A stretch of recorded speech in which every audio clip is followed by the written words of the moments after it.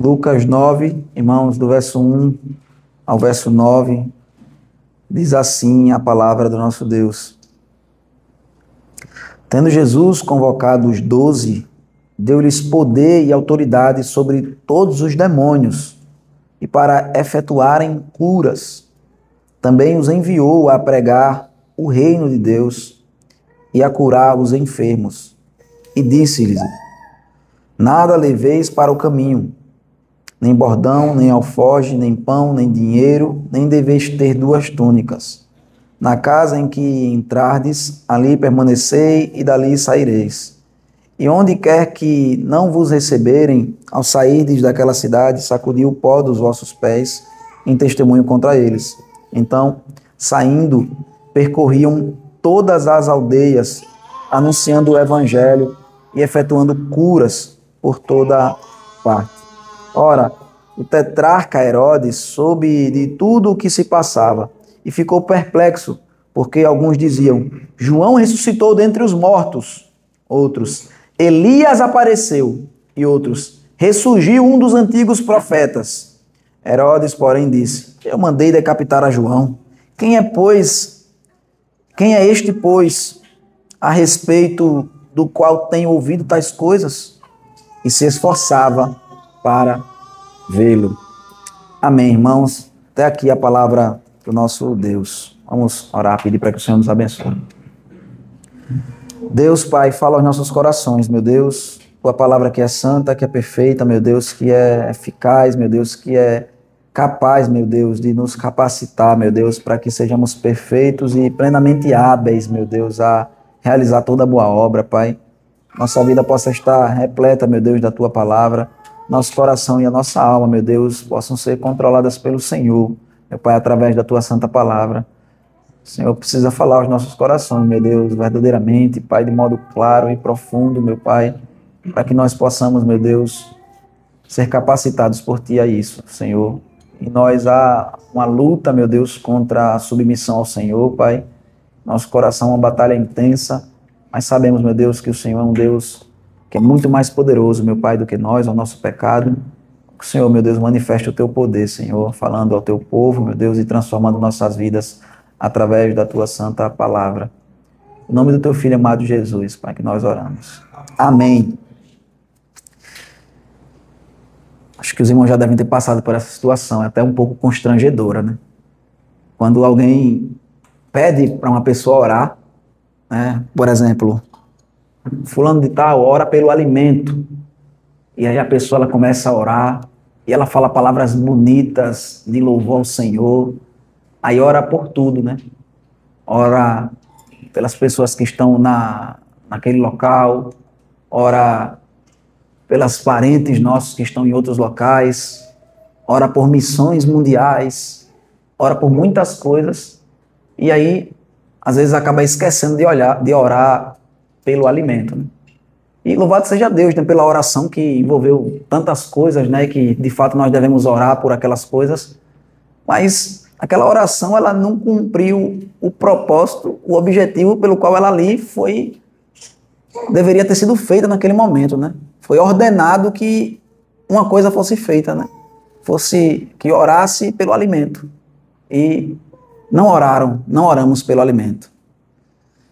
Isso é algo pequeno, se a gente puder falar assim, irmãos, mas que reflete algo que acontece muitas vezes na nossa vida.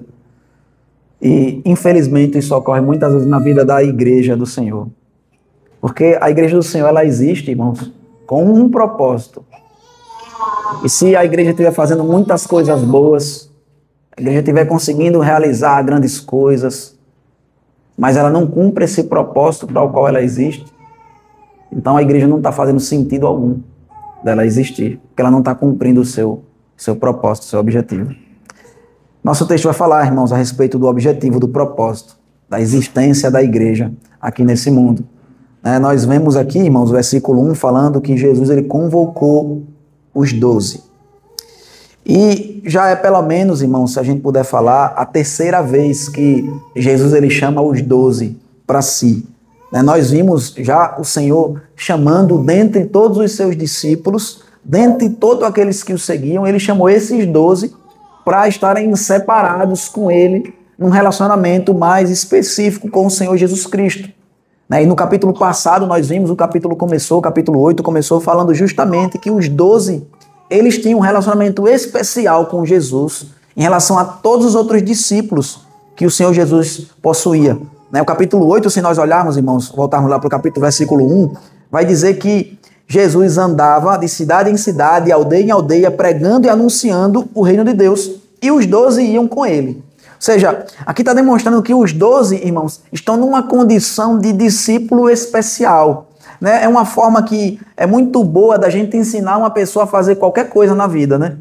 Primeiro você faz e permite que aquela pessoa veja você fazendo. Esse é o primeiro passo, É o que Jesus está fazendo aqui com os discípulos. Primeiro você vai fazer uma coisa e você vai permitir que aquela pessoa veja você fazendo.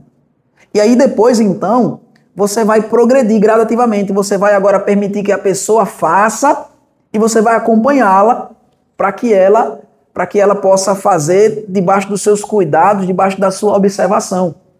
E depois, então, você vai liberar aquela pessoa para ela fazer sozinha, Isso aí é uma forma, um padrão para a gente ensinar alguém a fazer uma coisa. E aqui Jesus está fazendo isso com seus discípulos. Ele está pregando o evangelho aqui no capítulo 8 e permitindo que seus discípulos o acompanhem para aprender com ele. Tanto é que nós vimos no capítulo passado que Jesus, ele pregava o evangelho, por exemplo, ele falou da parábola do semeador, falou ali às multidões. Mas os 12 tinham intimidade, tinham proximidade com Cristo para chegar para ele e dizer: Senhor, explica essa parábola, a gente não conseguiu entender direito. E aí Jesus vai dar a explicação especificamente para aqueles 12. E aí então, eles estão nessa relação de aprender com o Senhor Jesus Cristo de um modo mais intenso do que as outras pessoas tinham essa relação com o Senhor. E a gente vê então que agora no capítulo 9, ele convoca os 12, depois de Jesus Cristo ter demonstrado que ele tem todo o poder e toda a autoridade, Jesus Cristo mostrou para eles que ele tem poder e tem autoridade sobre os demônios, sobre as enfermidades, sobre a própria natureza. Nós vimos pelos milagres que o Senhor Jesus Cristo realizou no capítulo passado. E aí então ele chama os 12 e deu a eles este poder e autoridade sobre todos os demônios e para efetuarem curas. Veja então, Jesus ele chama os seus discípulos, ele vai dar poder e vai dar autoridade para eles.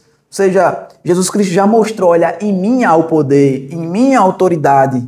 E agora eu concedo isso a vocês, para que vocês possam fazer a vontade de Deus aqui nessa terra.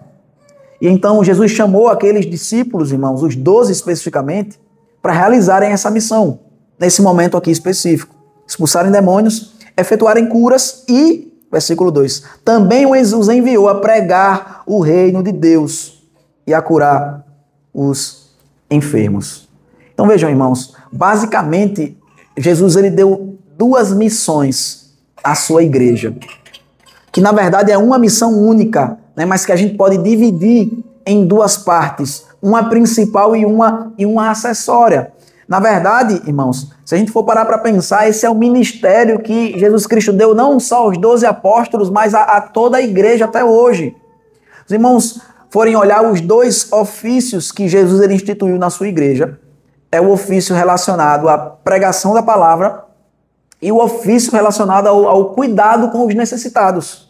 Exatamente essa que é a função dos ministros do evangelho, dos pastores, dos presbíteros, em relação à pregação da palavra, ao ensino. E o ofício dos diáconos é aquele cuidado que deve ser exercido para com os necessitados. A gente vê que, de fato, dessas 2 funções, uma é, obviamente, a principal. Nós já vimos isso no ministério do Senhor Jesus Cristo. Em determinado momento, ele estava realizando curas, ele estava expulsando demônios, ele estava fazendo diversos milagres naquele local, e ele se retira para orar. E aí então o apóstolo Pedro chega para o Senhor Jesus e diz: Mestre, todos te procuram. Ou seja, ainda tem gente para ser curada, ainda tem gente para ser liberta dos demônios, ainda tem gente precisando que o Senhor cuide delas. E aí Jesus Cristo diz o que para o seu apóstolo? Ele diz: vamos para outra cidade, porque eu vim para proclamar o evangelho do reino. Então vejam, irmãos, existem duas funções que Jesus Cristo ele tinha aqui nesse mundo e ele comissionou os seus apóstolos e futuramente toda a igreja a realizar, que é justamente a função do ensino da palavra, da pregação da palavra e a função do cuidado com os necessitados. Se nós formos dividir todos os dons que a Bíblia relata, tanto no livro de 1 Coríntios, do capítulo 12 ao capítulo 14, como também em Efésios, capítulo 4, como também em Romanos, irmãos, no capítulo 12, no capítulo 13, todos os dons, eles podem ser divididos nessas duas categorias. Ou é o dom do anúncio do evangelho, ou é o dom do serviço e do cuidado com as pessoas. Hoje em dia a gente tem uma visão muito mais ampla a respeito de dons do Espírito Santo que não condizem com a palavra de Deus. Por exemplo, hoje em dia as pessoas vão falar a respeito do dom de cantar ou do dom de realizar outra atividade. Você não vai encontrar no Novo Testamento o dom espiritual de cantar. Você não vai encontrar em nenhuma lista, que são várias listas no Novo Testamento, o dom de cantar ou o dom de tocar um instrumento musical. Porque, irmãos, os dons do Espírito Santo, eles são dados, eles são concedidos especificamente para que a missão principal da igreja seja cumprida. É justamente o anúncio da pregação da palavra. E juntamente com isso, o cuidado com os necessitados. Vejam, a gente vê que Jesus ele tem essa preocupação de convocar, né, uma palavra aqui solene, ele convoca os 12 e ele vai então enviá-los, né? Essa palavra enviar é o verbo da onde vem a palavra apóstolo, né? A palavra apóstolo significa enviado. Então ele está chamando esses 12 aqui e está dando para eles uma autoridade específica para que eles possam representar o Senhor Jesus Cristo de um modo especial.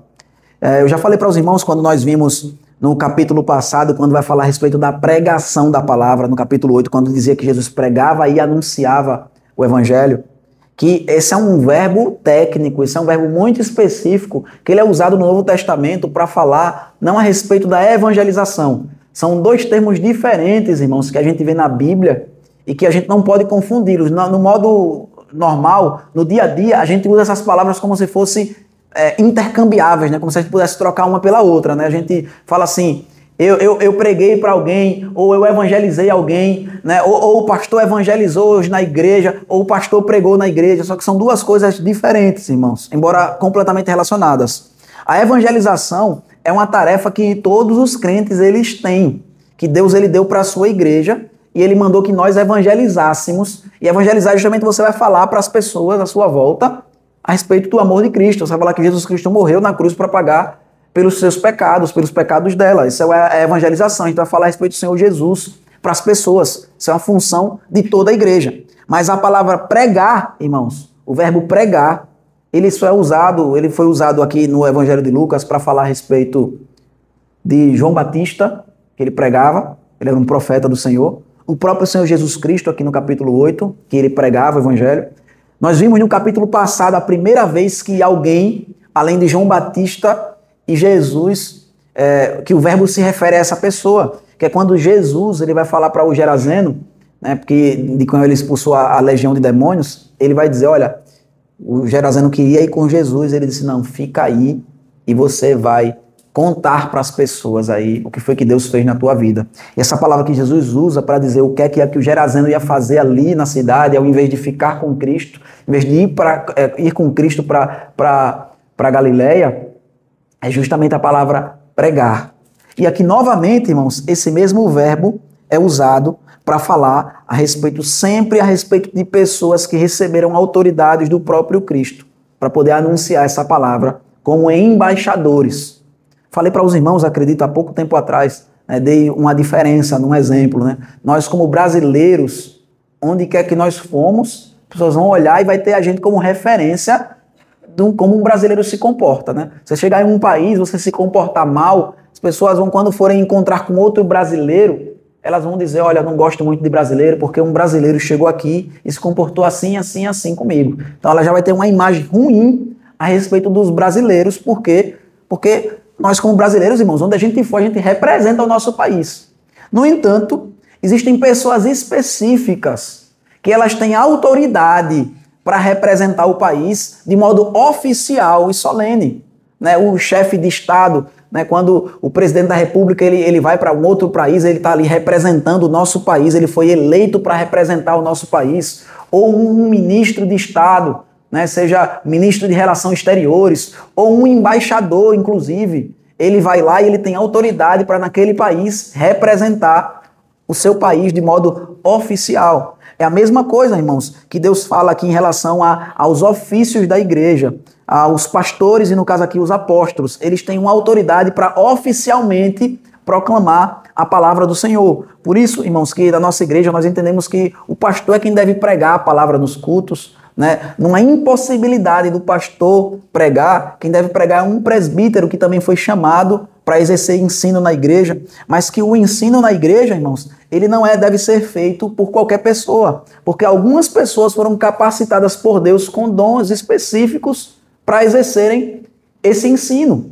É óbvio, irmãos, que outra pessoa pode pregar, anunciar a palavra num culto e Deus pode usar aquilo ali para poder salvar uma pessoa. Da mesma forma também, irmãos, que se uma pessoa estiver morrendo, você não precisa ser um médico para tentar ajudar e talvez você consiga salvar a vida daquela pessoa. Mas, obviamente, que a pessoa mais indicada para que possa curar um enfermo, para que possa cuidar de uma pessoa quando ela está passando por dificuldade, foi aquela pessoa que foi chamada e estudou para isso, para que ela possa então salvar a vida de uma pessoa. Deus pode usar, irmãos, um leigo, uma pessoa que não fez medicina para poder salvar a vida de alguém? É óbvio que pode, mas isso não significa que seja sábio ou que Deus tenha ordenado que outra pessoa usurpe o papel do médico e vai realizar a cura, e vai curar, e vai cuidar da vida de alguém. Não. Da mesma forma, irmãos, o evangelho deve ser proclamado. Se há a coisa mais importante, irmãos, que nós temos para fazer nessa terra, é justamente falar a respeito de Cristo, deve haver uma preparação e devemos ser chamados para o Senhor para fazer isso. De novo, como eu falei, toda a igreja deve evangelizar, mas quem deve pregar o evangelho regularmente nos cultos públicos é o pastor da igreja, aquele que foi chamado e vocacionado para isso. Veja que os apóstolos, eles aglutinavam, né, assim como o Senhor Jesus, eles reuniam, melhor dizendo, tanto o ofício, nesse momento aqui, tanto dos pastores, dos presbíteros, como também dos diáconos. A gente vê que eles iam pregar, como eles iam realizar cura aos enfermos, iam efetuar cura. Mas nós vemos que isso, no decorrer da palavra de Deus, irmãos, né, em Atos capítulo 6, quando os diáconos vão ser chamados, o que é que acontece ali? As necessidades da igreja agora tomaram um tamanho tão grande que os apóstolos eles não estavam mais conseguindo sozinhos cuidar de tudo aquilo que era necessário que fosse cuidado na igreja. Então, o que é que a Bíblia fala lá no livro de Atos, irmãos? Para a gente ver de novo, mais uma vez, a prioridade da pregação da palavra de Deus como a missão da igreja do Senhor. Eles dizem, não é razoável que a gente abandone o ministério da pregação da palavra e da oração para que a gente vá servir às mesas. Então, são levantados homens cheios do Espírito Santo para que eles possam exercer também esse outro ofício. E a gente vê, então, que o livro de Atos é justamente essa transição, irmãos, entre a era apostólica, onde os apóstolos eles conduzem a igreja, onde a doutrina está concentrada nos apóstolos, mas à medida que o evangelho vai se desenvolvendo, à medida que a palavra de Deus vai sendo escrita, à medida que esse período vai se encerrando, a gente vê que o próprio apóstolo Paulo, ele termina, né, nas suas cartas, né, já quando a igreja já está amadurecida, ele chamando Timóteo e Tito para promoverem as eleições, tanto de presbíteros, ou seja, daqueles que vão exercer o ensino, e os pastores, né, que vão pregar a palavra de Deus, como também dos diáconos, que são aqueles que vão exercer o ministério da misericórdia. E vejam, irmãos, percebam que eu usei a palavra ministério aqui de modo muito proposital, né? Porque, na verdade, são os dois únicos ministérios, irmãos, que são instituídos na palavra de Deus no Novo Testamento. É o ministério da palavra e o ministério da misericórdia. A gente não vai ver, irmãos, diversos ministérios na igreja para serem exercidos. É óbvio que toda a igreja deve servir ao Senhor, irmãos, servir a igreja, servir as pessoas fora da igreja, de acordo com seus dons e com as suas capacidades. Mas veja que ministério, irmãos, é a função principal da igreja aqui que está sendo dito pelo Senhor Jesus Cristo, que tanto está relacionado ao cuidado com os necessitados, como também está relacionado com a pregação da palavra. Isso é que é ministério.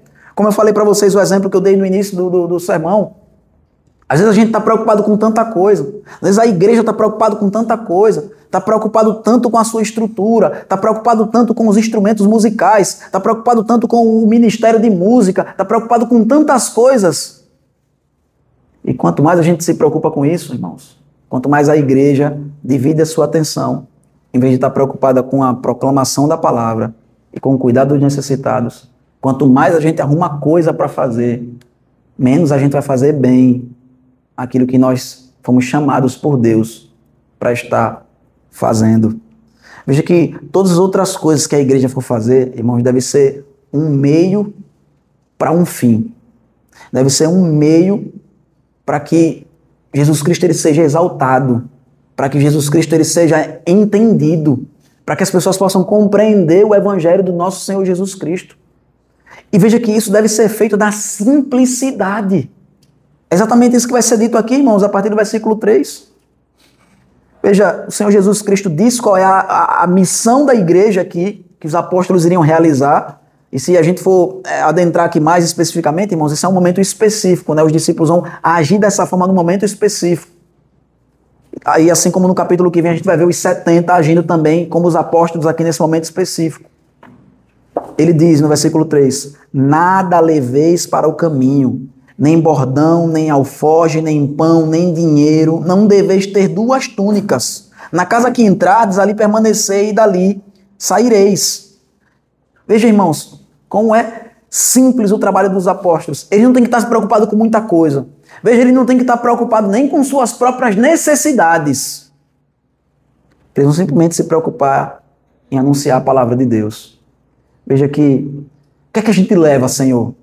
Certo, entendi o que é que a gente vai fazer. Mas como que a gente vai fazer isso? Quais são as ferramentas, os instrumentos que a gente vai usar para fazer isso? É a palavra.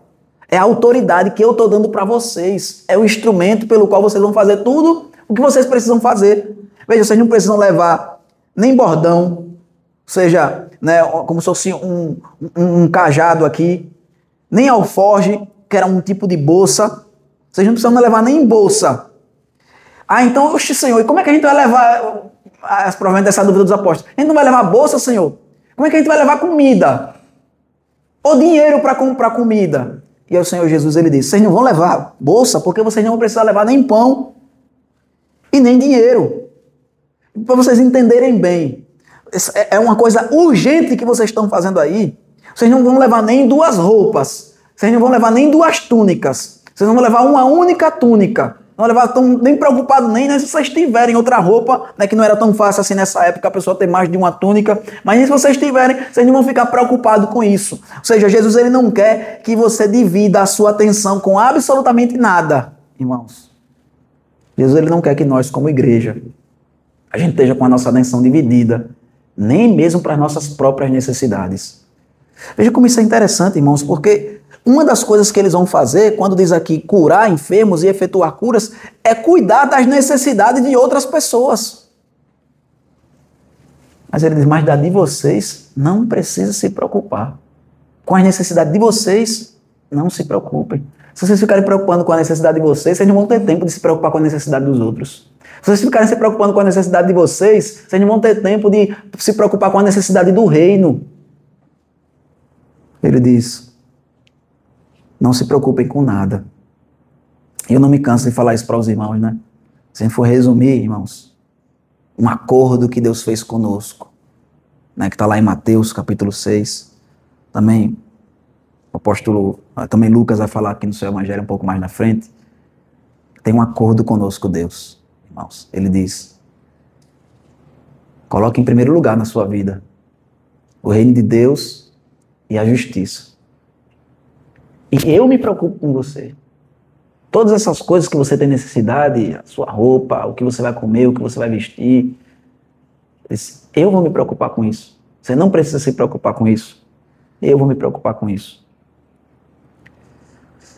Então quer dizer que se a gente fizer assim, então, irmãos, vai dar tudo certo. Se a gente fizer assim, ó, a gente vai fazer do jeito que Jesus está mandando, e aí todo mundo vai ouvir, todo mundo vai se converter. Não. Jesus diz no versículo 5. E onde quer que não vos receberem, ao saíres daquela cidade, sacudi o pó dos vossos pés em testemunho contra eles. Veja, irmãos, olha o que o apóstolo está dizendo. Olha o que Jesus está dizendo para os apóstolos. Está dizendo, vocês vão chegar. E vocês não vão demonstrar preocupação com a necessidade de vocês. Vocês vão chegar e vão chegar lá preocupados com a necessidade deles. Vocês vão chegar lá para fazer o bem, para curar e para pregar o evangelho. E vai ter gente que vai rejeitar. Vai ter lugar em que não vão querer aceitar vocês lá. Vão expulsar vocês dessas cidades. E o que é que vocês vão fazer? Vocês vão sacudir o pó dos pés de vocês em testemunho contra eles. Esse sacudir o pó, irmãos, era feito geralmente pelos mestres judeus. Quando eles entravam, eles precisavam passar, né, por uma cidade que não era dos judeus. Por exemplo, né, a cidade de Samaria, né, os judeus geralmente eles davam a volta, eles não passavam pela cidade dos samaritanos. Mas se em algum momento estavam numa emergência, eles precisassem passar por dentro da terra dos samaritanos, o que é que eles fariam? Assim que eles saíssem, quando eles atravessassem lá, eles iam passar com um nojo danado, e quando eles saíssem, eles iam sacudir o pó, eles iam bater os pés, porque eles têm nojo daquele local. Eles estão dizendo, esse local aqui é indigno de que eu passe por ele. Os apóstolos devem fazer isso, o Senhor Jesus está dizendo. Devem sacudir o pó, mas não de uma cidade que não pertence aos judeus, mas de uma cidade que não se considera digna do evangelho. Veja, não é uma demonstração de nojo e de ódio, como os judeus faziam, mas é um testemunho ali de que aquelas pessoas, elas mesmas não se consideram dignas do evangelho. É exatamente isso que o apóstolo Paulo faz em algumas ocasiões no livro de Atos, nós veremos. Né? Ele, em alguns momentos, ele vai estar pregando para os judeus, e os judeus se levantando contra ele, contra a mensagem que ele está pregando. E aí, então, o que é que vai acontecer? O apóstolo Paulo diz, sobre vossa cabeça, o vosso sangue, vou para os gentios. Ele vai pregar para os gentios porque os judeus rejeitam a mensagem do evangelho. Ou até mesmo em cidade, entre os gentios, o apóstolo Paulo vai estar proclamando, como por exemplo no capítulo 13 de Atos, vai estar proclamando a palavra de Deus, e as pessoas vão rejeitá-lo, e ele junto com Barnabé vão bater o pó da sandália e vão para outra cidade. Só que vejam, irmãos, como isso é interessante, né? Porque aqui não está dizendo, olha, se não der certo, vocês vão para um lugar, vocês vão falar de Deus ali naquele local, e não der certo, as pessoas rejeitarem, você não vai ter nem tempo para você ficar triste, porque você foi rejeitado. Porque, em primeiro lugar, irmãos, a gente deve se entristecer pelas pessoas que estão rejeitando ao Senhor. Mas veja, essa tristeza que a gente sente em relação às pessoas não quererem ser salvas, não quererem a salvação de Cristo, vai conduzir você a outras pessoas, vai conduzir você à próxima cidade. Porque o objetivo da sua vida não vai mudar, porque vão existir pessoas que não querem ouvir a mensagem do Evangelho. Você não vai dizer, olha, eu vou parar de viver para Deus porque não está dando certo isso, porque as pessoas estão rejeitando o Evangelho. Jonathan Edwards, ele tem uma frase muito interessante, né, de tantas que ele dizia, ele falava assim, eu saio para evangelizar com 2 objetivos.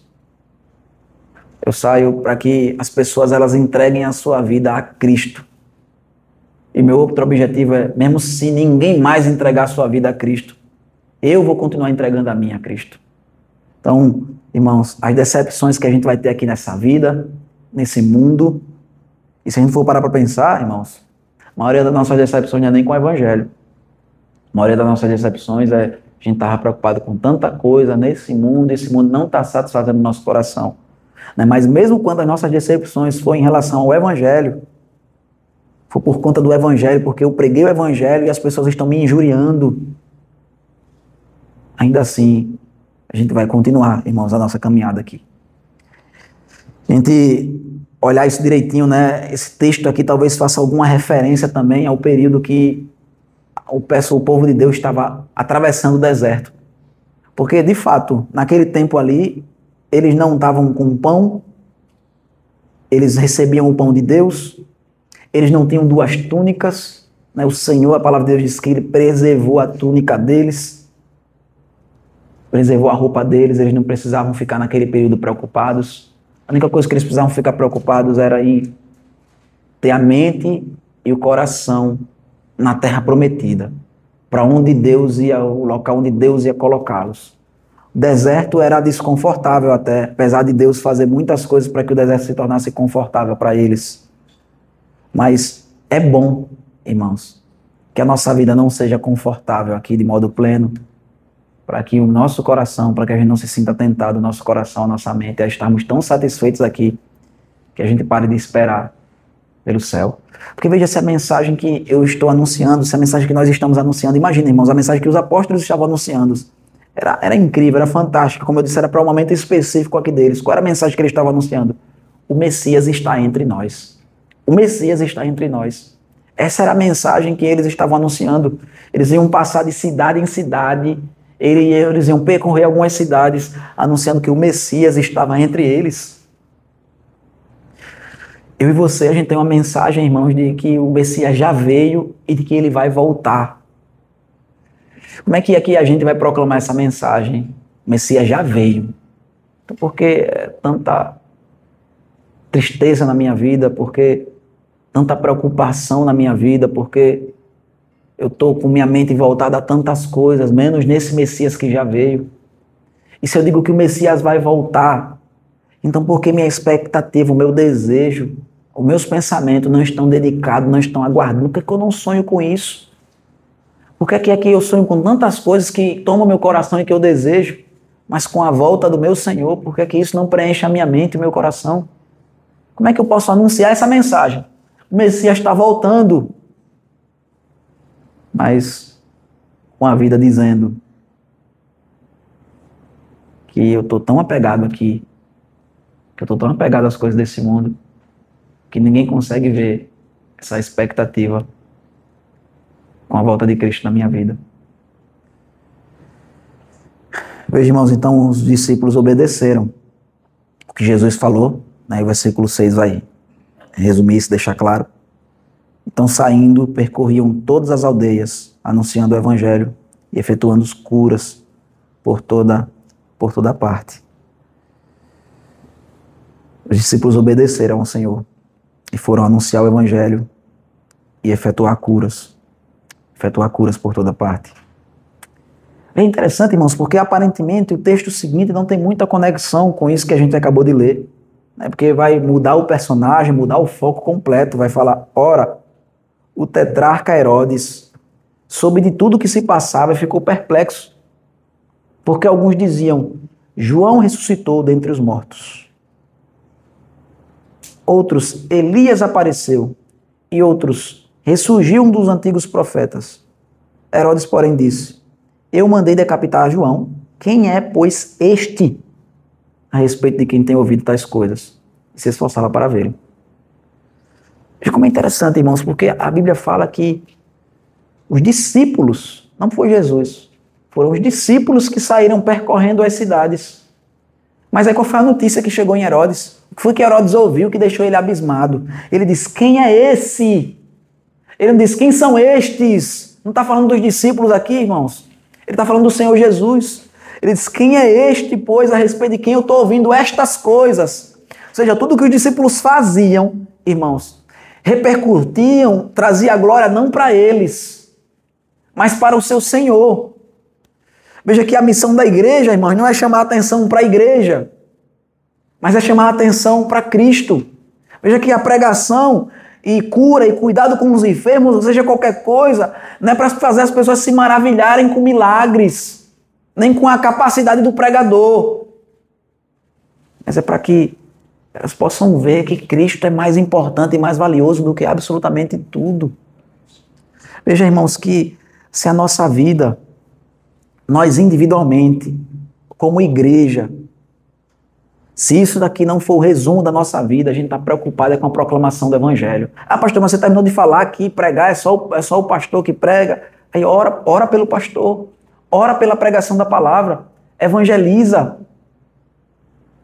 E se preocupa também com as pessoas necessitadas. Não faça como muitos têm feito, né? Colocam a ação social acima do serviço da igreja.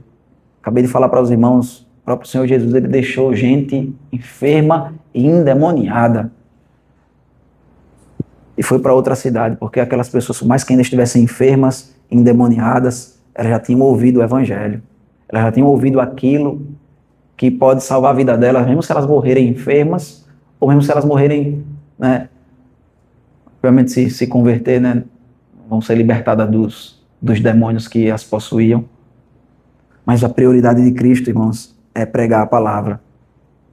Porque isso é que vai trazer libertação verdadeira para as pessoas.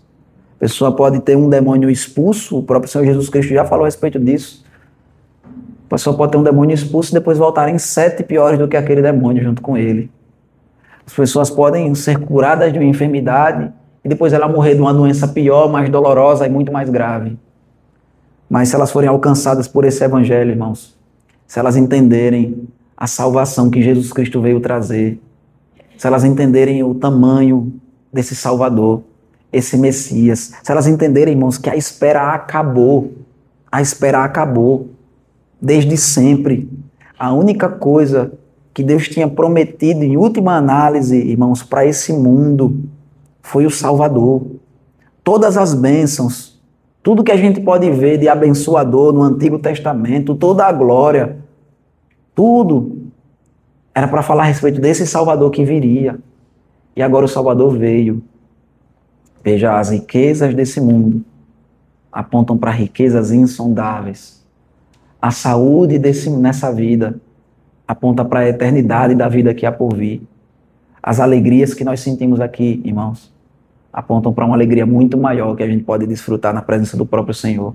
E as tristezas, as angústias e o choro, eles vão servir para que, quando eu e você a gente entre na presença do Senhor, Ele coloque o dedo no nosso rosto. E como a palavra nos diz, Ele vai enxugar do nosso rosto toda lágrima. E quanto mais a gente chorar aqui nesse mundo, irmãos, louvado seja Deus, porque vai ser mais tempo que Jesus vai precisar passar limpando as lágrimas do nosso rosto.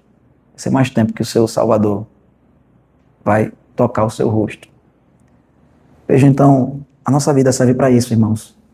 Para a gente entender essa mensagem e para entendendo essa mensagem, a gente ser liberto desse mundo, realmente liberto desse mundo. Você poder viver a vida satisfeito, mesmo sem pão, mesmo sem dinheiro, mesmo sem outra roupa. Porque Deus cuida de você. Porque a salvação eterna é mais importante para você do que qualquer outra coisa. E o preço que foi pago aponta perfeitamente para isso. Amém, irmãos? Que Deus nos abençoe. Vamos orar.